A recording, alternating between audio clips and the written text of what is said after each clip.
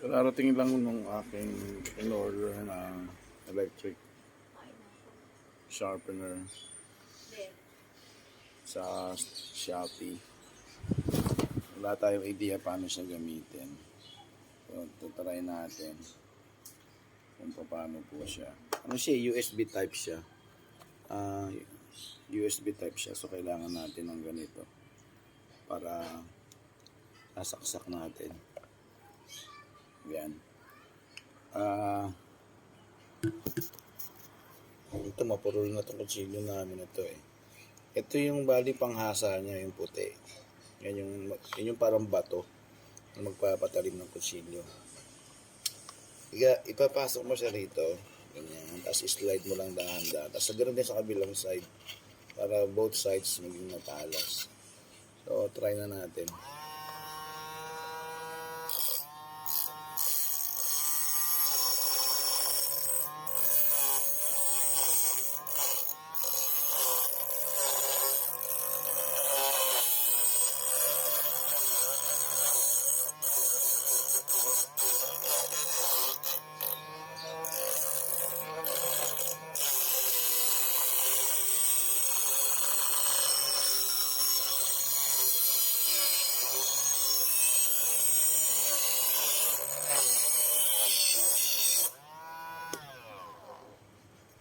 Ang bilis niyang tumalas, promise.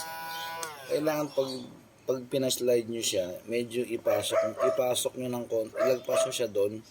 Yan, yung pinakatalim niya, ilagpas nyo doon sa pinakabutas para mas mahasya siya ng husto. Doon siya mas madaling tumalin. O kabilang side naman.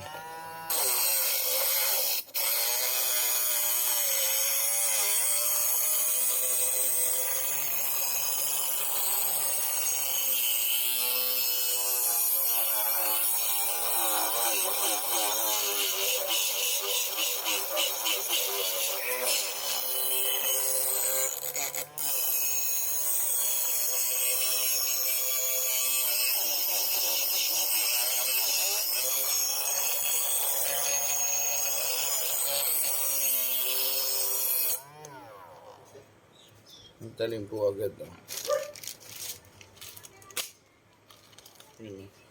Talim siya.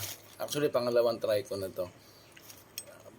Sobrang hindi siya time consuming. Tsaka saglit lang. Hindi gaya ng mga panghasa na bato na ikakaskas mong ganon. Magkakaroon ka muna ng kulani sa kinikini bago mo mapatalim yung kutsilyo. Perfect tong product na to. Ano lang sa kadali. Slide lang. Pasok nyo dito, slide, kabilang side, pasok, slide ulit. Siguro lang, ano kabilis. Sana may napulot po kayo sa short video na to. Bye!